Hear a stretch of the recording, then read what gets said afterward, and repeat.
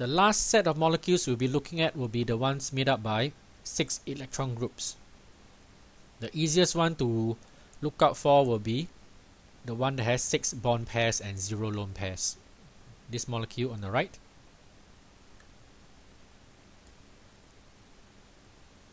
As compared to the one that we saw, which is the trigonal bipyramidal, there's no axial position or equatorial position in this case. All of them are equal length and angles, 90 degrees from each other. This shape is called octahedral. What happens if we were to replace one of the bond pairs with a lone pair? Okay, again, we can choose any one of them at the start because all angles are the same from each other anyway. So if one of them was replaced, we have this new shape. I should add that there is 5 bond pairs and 1 lone pair here. How do we visualize this shape? I'll put it on, I'll orientate it such that it's at the bottom, the lone pair. Now we have a pyramid that can be formed. Here is the tip of the pyramid. It can be joined to the 4 corners, to the atoms here. We will have a pyramid that is square, has a square base. Right, if you look from the top, right, this is the shape of the base. So we have a square pyramid. This is square pyramidal.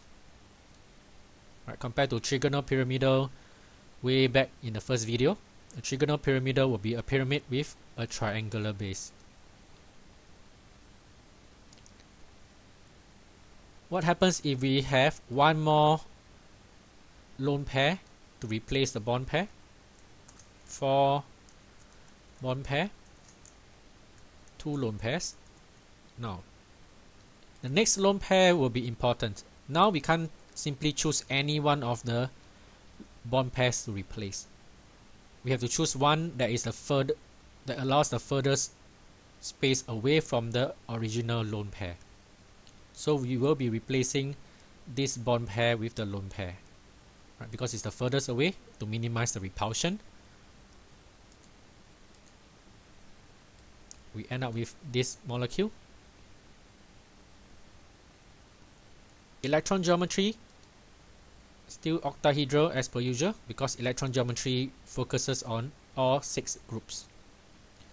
Molecular geometry only focus on the bonds again. And we can see that the bonds now form a square shape.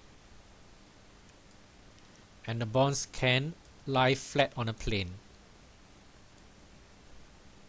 Let me try to arrange them on a plane. The bonds can lie flat on a plane. So it's called square planar.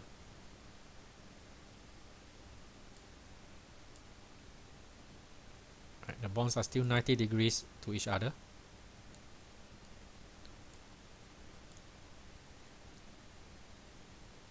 So this concludes the 3 videos on the molecular geometry. Right.